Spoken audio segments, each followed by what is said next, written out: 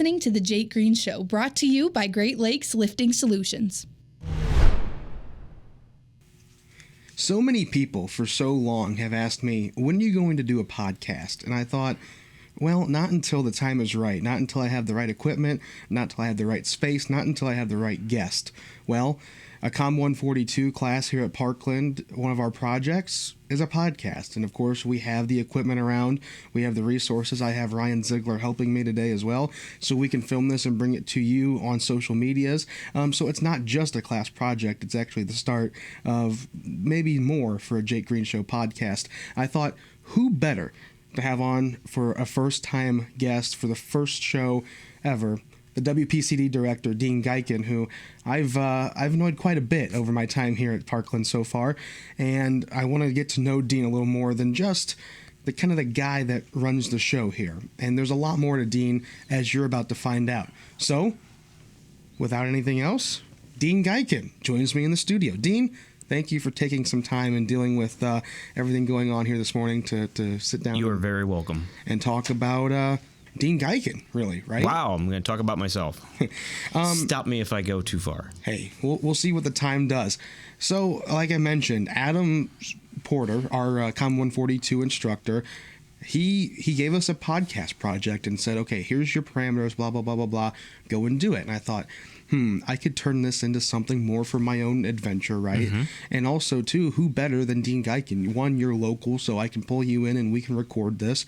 And you're connected to the station. You went through here. Now you manage the place, right? And right. You're involved heavily, so I thought, okay, well, that's a great opportunity. Now, just starting from the beginning, right? I know you grew up in a small town. I think you said of about 50 people or so. Right. Little town in Iroquois County called Claytonville. When I was growing up there, I think the population was between 50 and 70.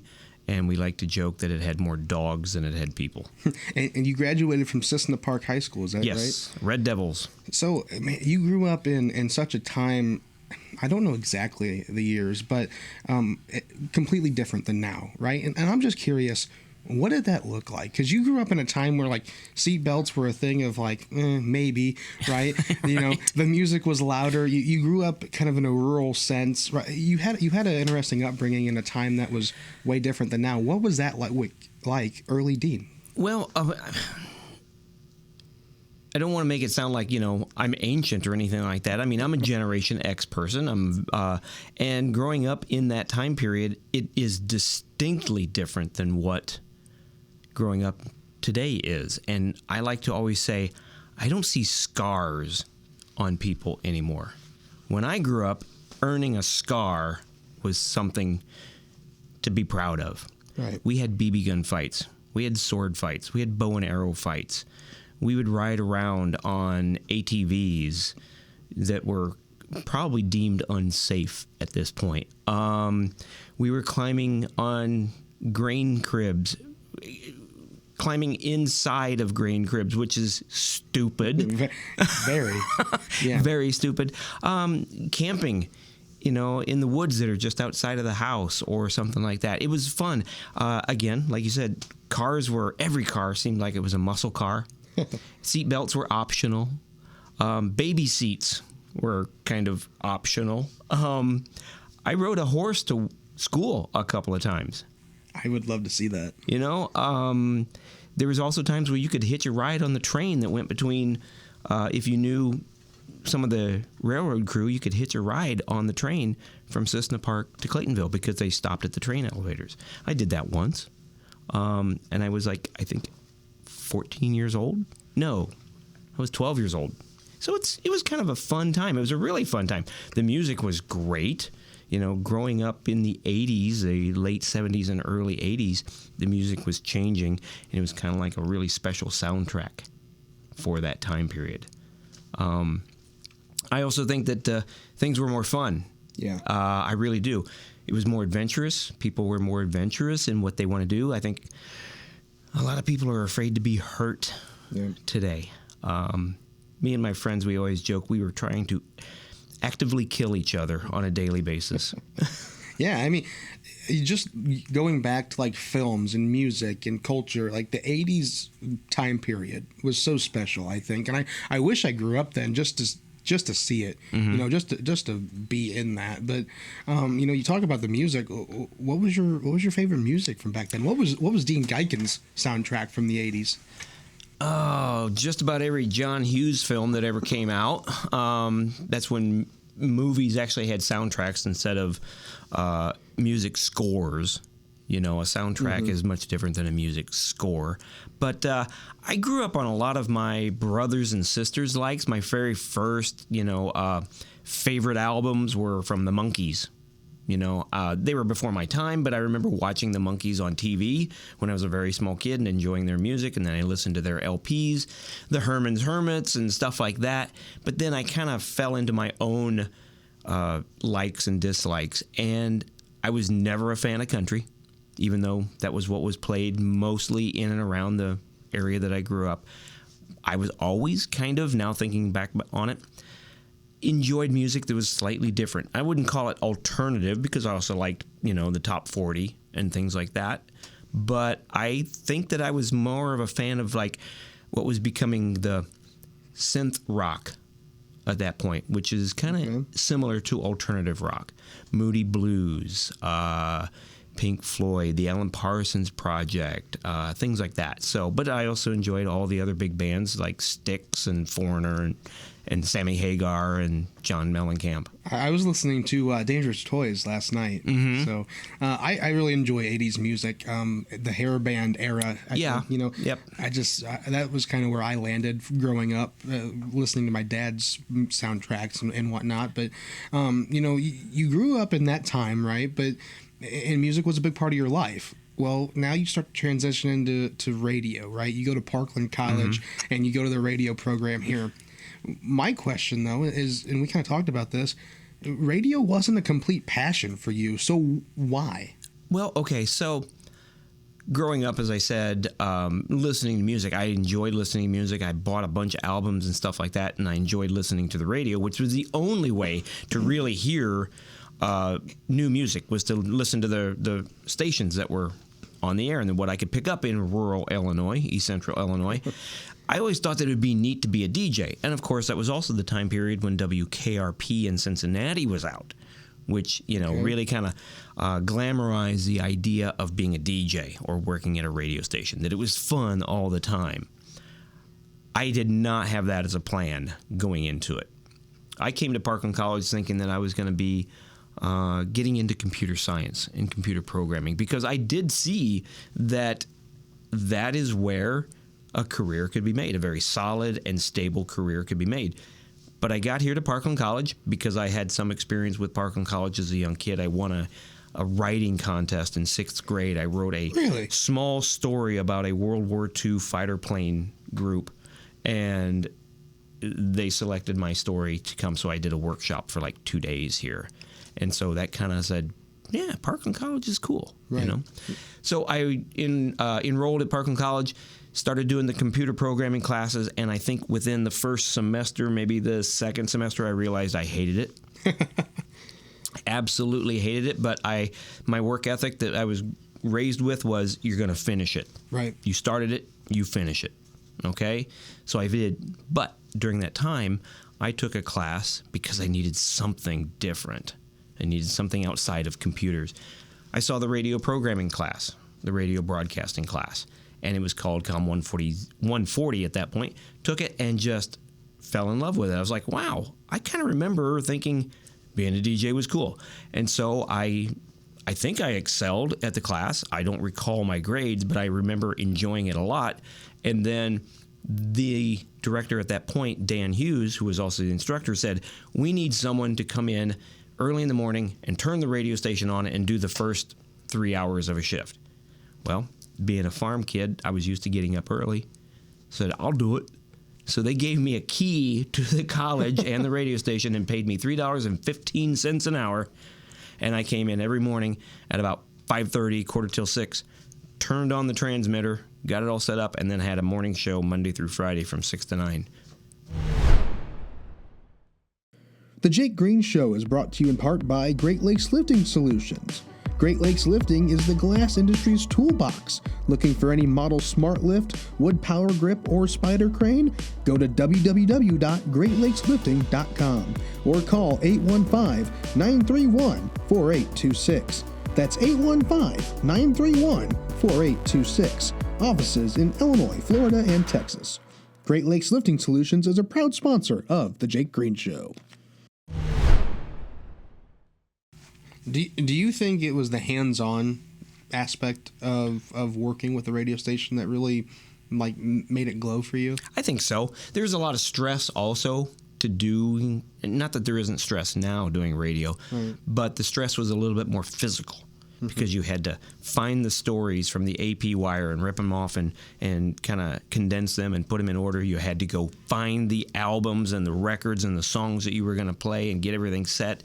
You had a certain amount of PSAs or community notes that had to be read every hour because there was a log that you had to follow, and on that log was do this at this point, do this at this point, catch the AP wire at top of the hour. That type of stuff. There's a lot of moving parts that you had to make, right? And yes, that was always something I've thought was curious. We have some of the old equipment here and the pictures and the stories, but we have it, I think, really easy because we push a few buttons on an automation system and you kind of log some stuff in, and there's not a huge worry, I guess, if you would, to make things happen, right? That's true. But that's just a special thing too, like having to actually pull the records off the wall. Like I know you've talked about that, going up on the ladder, I believe, and finding the actual record, putting it on the turntable, playing it, pulling it off, and going through that process. And that's really neat. It is. It was more of a physical job. If you had to go to the bathroom, you better find a long song. Mm-hmm. Okay? Nowadays, we have automation where it just plays from one song to the next. And if you've got a spot or a promo that goes into it, so it is easier in that sense. But I wouldn't necessarily say that you still have to be creative. Right. You still have to be just as creative back then as you are now. Or I should say, as you are now as you were back then. What else at Parkland during that time stuck out to you? I mean, obviously, you had the radio that was amazing, but what else during that time, because it was the 80s, 90s, yep, right? Late 80s, I assume? Mid 80s. Mid 80s, okay. So the big difference, you guys don't gather in groups of friends like we used to. The hallways were filled, like you were bumping into people, walking like walking through a crowded mall or walking down through the streets of New York or Chicago. The hallways here at Parkland were crowded with students hanging out. We had a group called the Zoo, and it was like 20 or 30 people who regularly met from 1 o'clock until 2 o'clock. We'd play euchre. We'd do homework. We would just cut up and have fun. All kinds of stuff. We played the assassin game. I don't know if you've ever heard of that, but we played the assassin game throughout the halls of Parkland. I don't see people gathering in groups anymore. You socialize, but you don't really socialize. Right. It's all through a screen. And, that's one thing, and I'm kind of hypocritical on this. I hate it, but it's the nature of the beast now. Like, I would love to disconnect from social medias and stuff, but the moment I would do that, I lose a lot of things, too. Like, that's the reality. That's the nature of the beast now is, trust me, there's so many times I want to, throw my phone away. Ryan and I were talking about this earlier. I can't sign into a Google account to pull up the background on the computer unless I have 3 steps of verification. Right. I can't leave my phone at home to go to school. And in high school, they're always like, leave your phone away. In college, they're like, you better have it with you. Right. Now, having had that said, I suffer from that the same way. Not because I'm tied in, but society has changed in such a sense that even my friends who are my age don't come and socialize like they used to because they have become adapted to sitting at home and watching a movie rather than gathering with your friends. I try really hard to socialize with my friends who are my age, younger and or older. I have a thing on Friday nights called Fire and Wines, where we sit around a campfire, bring whatever beverage you want to drink, be it, a soda or a bottle of wine or whatever, But we sit there and phones are not allowed. Right. And we usually have, on average, 5 to 12 people who will come and just sit around a fire. That sounds because nice. that's lost. I mean, sitting around a fire has been something that civilization has always been drawn to. And I like the whole idea of just sitting in, like you and I are doing, talking, Right. you know, face to face, as opposed to if you have to send me a text and it's more than something I can answer in a few words, give me a frickin' call. I that's one thing. I hate not being able just to call people because like they're gonna be like, well, why are you calling me? Like I text typically pretty beefy text a decent amount of people because like one, you know, just calling's not that first choice, right? Like it's almost you have to do it to their leisure, which I get, but you know it's just tough. Like it's hard to debrief everything you want to in a text message. It is, and at one point, and not to go back to the days of the 80s and 90s, when you got a phone call from someone, you heard that ring, ring, ring on the wall, you would run to go answer it. You'd want to be the first one. You didn't know who it was. You just wanted to answer it. Right. It might be your friend. It might be somebody for your dad or your mom or whatever, or it might be a telemarketer. But you wanted to hear that phone call. You wanted to be able to reach out to somebody who was across the country or something like that. It was special. Yeah. And it's lost now. It's so like there's a lot of people, even if you're in unfortunate circumstances, that have cell phones. They're very available. Well, and they're very connected. So a phone call is a thing of like, oh, it's just another. I just like to do things where I don't have to be connected. I am a connected person. I will admit that 100%. I'm a connected person. I use social media to kind of connect myself with my friends and family and stuff like that because it's just the way of the world. But I also like to do things that disconnect me. Right. I bought some property in southeastern Illinois where the phone service is absolute zero. It's impossible to get real good phone service unless you happen to have Verizon, which I do not. So I'm kind of forced to not have anything there. Right. But I also like to do other things like my reenacting hobby. You're not allowed to have a cell phone when you're wearing 14th century garb, okay? You know, it just didn't work. So, have you ever worried about like being in the timber and needing to get a hold of somebody and not being able to? Like that's my biggest thing is like I never want to turn my phone off because I feel like this is what happens. When I try and disconnect, because honestly, it's amazing. When I put my phone away, I don't worry about it for a few hours and just do my own thing. Even if I'm watching a movie or something, like it's nice because what I find is like when a commercial comes on or something, like I go to my phone and then I forget about the TV. But anyways, like, okay, you turn your phone off and say a phone call needs to happen. Like you need to answer that. Say if someone's, you know, in the hospital or granted, those are those like once and however many times. But my fear is, okay, the time that it does, I want to be able to be there. I get that. But you know, at one point, if it was really important, they would get a hold of you eventually. True. You may not be Johnny on the spot in terms of being, you know, able to get that information to or from somebody, but you would, you know, you'd eventually get the information. Right. It makes sense. Yeah. But no, I'm not afraid of being stuck somewhere without the biggest fear would be stuck somewhere on a road in unfamiliar territory with no available resources to get you back on the road. That's really the biggest thing. If you're in the middle of the mountains and something happens to you, it's more than likely a cell phone is not going to be able to reach where you want to go anyway, because there are dead spots in this country that you cannot get to. They may say, "Can you hear me now?" And it might look like it's covering the entire United States, but it's not, I guarantee you. The Jake Green Show is brought to you in part by Great Lakes Lifting Solutions. Great Lakes Lifting is the glass industry's toolbox. Looking for any model smart lift, wood power grip, or spider crane? Go to www.greatlakeslifting.com or call 815-931-4826. That's 815-931-4826. Offices in Illinois, Florida, and Texas. Great Lakes Lifting Solutions is a proud sponsor of The Jake Green Show. So your time after Parkland, what did that look like? I know you kind of took a different path for a little bit. Yes. also, however, Illinois State, I know. But what was after schooling like? So I went to school here at Parkland, graduated with a computer programming degree, got a job at what was then Mercy Hospital doing data processing and stuff like that. And I didn't dislike the job, but I also wasn't real happy with it. You know, it was paying the bills, doing a pretty good job. But then I started doing a volunteer job, which was connected to WPCD. It was called the Illinois Radio Reader, where you were reading newspapers, books, magazines, articles for people who are blind and visually impaired.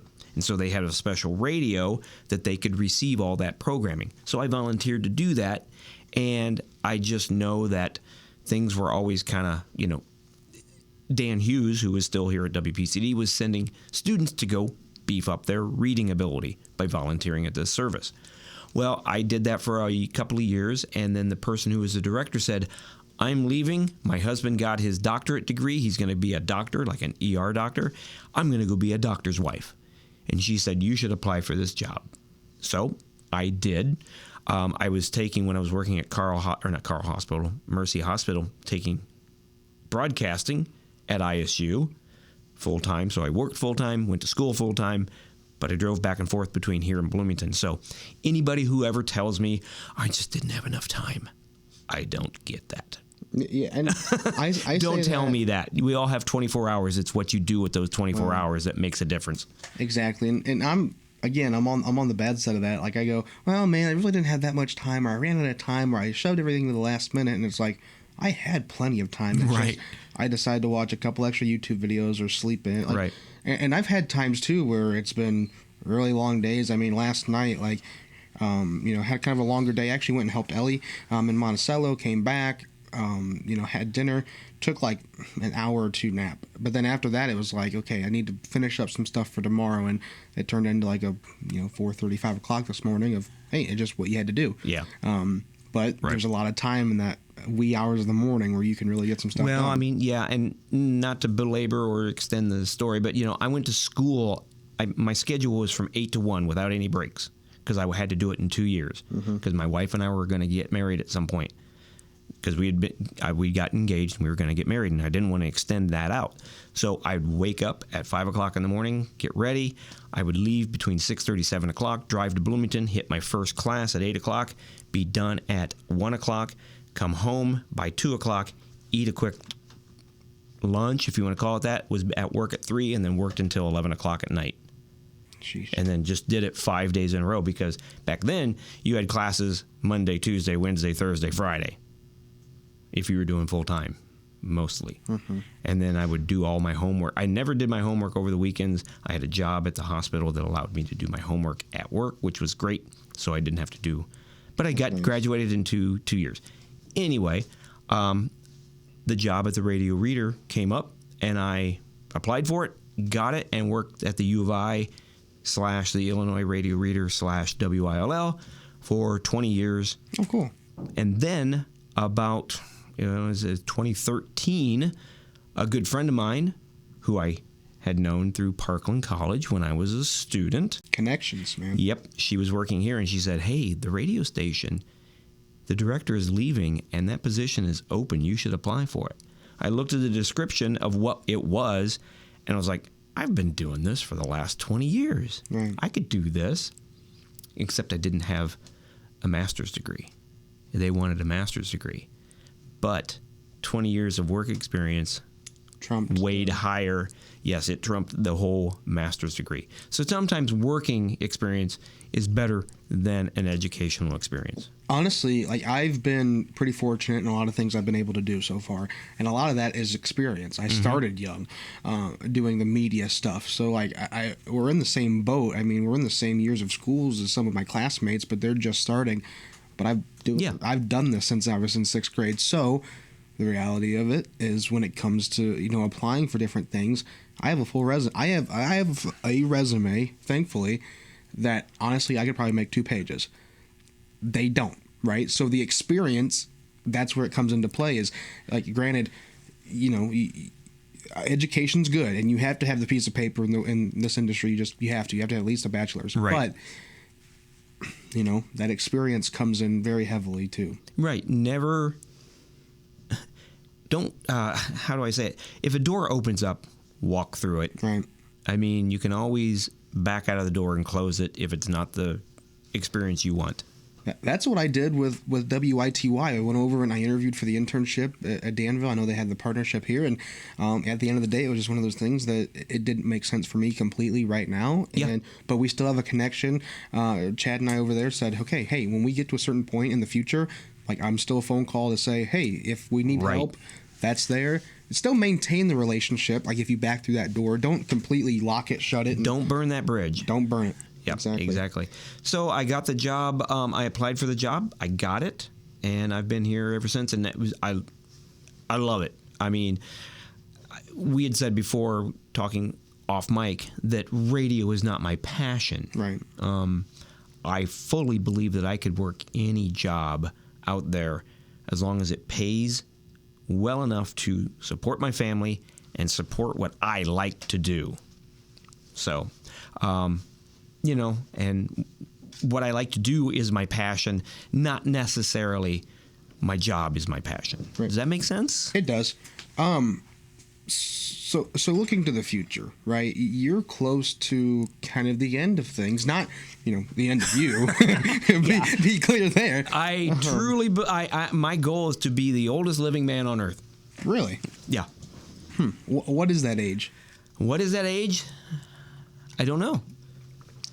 I have it in my head, but I'm not going to say what it is. Okay. Yeah. All right. It's 3 digits. I can tell you that. Yes, it is. Okay. Well, before that. Okay. Yeah. I am within striking distance of retirement. Right. Very close. I know that. I know the number, but we'll let that up to whenever it happens. Right. Because you can make plans, but you got to be flexible. Right. Things change, and maybe it comes sooner. Maybe it comes a little later. Who knows? But in your retirement, I know, like you mentioned, you have timber, reenacting. You kind of enjoy a little bit of a nightlife. I say nightlife, but yeah. I know you've at least a couple of times gone to some breweries and different things like that. Have date nights with the wife. Yep. What does retirement life look like for you? Well, hopefully I have more than one grandchild, which I currently have right now, so I can spoil them. I really do think that my focus is going to be more on the property that I've always wanted. I've wanted timber property since I was probably 20 years old. I wanted a place of my own. Didn't happen when I was 20, but it's happening now. So I'm going to put a lot of time and effort into that so that I can turn this property into something that is truly usable and very valuable for my kids, grandkids, and any ancestors that come after that. I also want to get into things that I've always had an interest in, but never... Let me back that up. I just never went deep into leatherworking, blacksmithing. I enjoy hunting. I enjoy target shooting with bows and arrows and guns and stuff like that. I'm really into a lot of the... sometimes you can't say this. I'm into some of the masculine things. Right. The guy, the axe throwing, bow and arrow shooting, that type of stuff. I enjoy camping out, either with nothing or just with a tent over you, or just going with my wife in our RV and enjoying time away. I love my dogs. I've got 2 German Shepherds, and I don't ever imagine myself not having a dog. That makes sense. I could see you not only as a dog person, but German Shepherds. Like, I don't know, you have a strong connection to the World War II era of things. I do. It's a favorite particular period of history for me. Why? Because I'm not saying that in a bad way, because I'm likewise. But what's really interesting is, that whole era of World War II. It really is, and it was the last good war. Huh? It's one way to say it. It was the last good war. It was the last war that. Yeah. The last good war. Yeah. What do you classify as a good war? Where unanimously many people, knew that there was an outcome that needed to happen. Okay. There was an outcome on both sides in many ways. It was the last good war. I read a book called The War That Needed to Be Won, and that is World War II. Yeah, So, like you said, on both sides, like the Nazis had a specific view. They wanted to win. They needed to win in essence, and then of course the United States and the other forces and the Allies, yes. Right. So, but I mean, I also have an interest in all aspects of history. I'm a real Western European history nut. I love the 14th century. The 14th century was the beginning of what we would call Western Europe, in where France was France, England was England, Spain was Spain, Germany was Germany. We started to, instead of just being this kind of conglomeration of city-states and small little kingdoms, it was becoming France, England, Spain, Germany, Italy. That was the beginning of where modern Western European civilization came from. So I enjoy that. Really love Roman history, because without Rome, we wouldn't have anything that we have right now. The Jake Green Show is brought to you in part by Great Lakes Lifting Solutions. Great Lakes Lifting is the glass industry's toolbox. Looking for any model smart lift, wood power grip, or spider crane? Go to www.greatlakeslifting.com or call 815-931-4826. That's 815-931-4826. Offices in Illinois, Florida, and Texas. Great Lakes Lifting Solutions is a proud sponsor of The Jake Green Show. A lot of things stemmed from that area of the world. That stuff's super cool, and I'm glad that you're interested in that. And I do have one more question here before we kind of get completely wrapped up. What is that reenacting like? Like, running into a simulated battle, though, to have the essence of World War II, like, is that not pretty cool? So I've done Civil War, American Revolutionary War, which is also one of my favorite time periods that I reenact, medieval 14th century longbowmen, and then I also do World War II. Yep. It's all fun. I think in terms of the battle recreations, the 18th century American Revolutionary War is the most fun, because it's the most closest thing that you can get, because in World War II, you never truly saw the people you were fighting against, because they were 400 or 500 yards away, right? Because the weaponry was so much better. You know, you're kind of, and then artillery and tanks and guns and planes and stuff like that. In the 18th century, you were 50 yards away. You were close. Right, exactly. But it's fun. You're wearing the clothing. You're learning about what it was like to, eat a ration that would, to you and I, be basically, a snack. And that was it for the day, or you'd learn how to, bake bread in an earth oven, how to basically turn a salted meal, or not a salted, but like salted pork and beef and dried beans into a nourishing meal in the evening, that type of stuff. And then also getting back to our socializing, you can't have your cell phones and stuff like that. Right. I mean, people do. It's kind of hard to get away from it. But we all gathered together, again, around a campfire, and we just talk about our interest in history, or we'll catch up with friends who haven't seen in a year or so. Yeah. So that's another big aspect, because there's a social aspect to reenacting that you don't get necessarily in our modern lives. It's that camaraderie, really. Yeah. I mean, it's simulated, but it's there. It's simulated, yeah. And the battles, the battles aren't going to hurt you or anything like that, unless you fall down and break a leg or something. But you want to put it on and make it look good for the spectators, because those are the people who are hopefully going to join your ranks or your group later on. If you can't recruit the young historians or reenactors, it's one generation from being dead. Yeah, right. You start to forget about things. Right. Deane, we're getting ready to run out of time here, but I always like to have one thing to end off with, and I try and have this with every guest I have.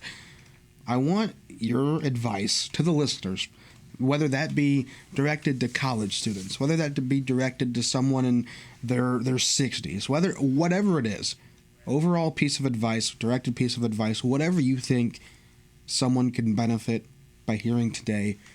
What is Deane Geiken's words of advice? I say it all the time. Two things. I told this to my kids when they were in school. You make your own hell. Right. Yeah. You make your own hell. Okay. Think about that. That's good. You make your own hell. But the thing is that I really like to say is make life happen for you, not to you. You said that one day in the studio, and I wrote it down, and that hits. That's, make your life happen. Go do it. Right. Don't let it happen to you. Don't let things just hit you in the face. Mm-hmm. If you're going to do any hitting, you do the hitting. And I don't mean that in a physical way, but you attack life. Mm-hmm. Don't let life attack you. Don't sit back and expect it to fall into your plate. Right, because it won't. It won't. It won't. Your 15 minutes of fame on TikTok ain't going to count for nothing. Right. I've been fortunate enough, like I've mentioned it, and I really, really am, to have some really cool experiences and to have been able to have done some cool stuff. And a lot of that stems from like cold emails, taking the chance. Mm-hmm. I made a Facebook post after I worked for Flow Sports for a racing production company, something I really wanted to do for a long time. I got to go work their biggest event of the year for a week in St. Louis. That was like, wow, this is amazing. And that started with a couple connections, some emails, and the top header, if you would, of that post was take the chance, right? Create the opportunity. And that's kind of where I was at. I mean, I'm not saying that I had this secret all my life, but I figured it out eventually. Mm-hmm. Whether I knew it or not, I took a chance in a COM 140 class at Parkland when I was taking a computer science program and realized that there was my off-ramp. The road changes. Yep. Deane, I tell you what, we're out of time, but I appreciate you coming in and talking. Learned a lot. You're a very wise man. And, no.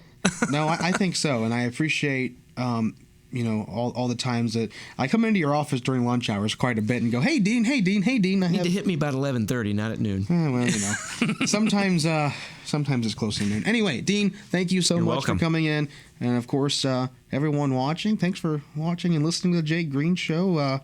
How about this episode 1, Deane? I always like to say, live long and prosper. Hey, how about it? Thank you, Deane.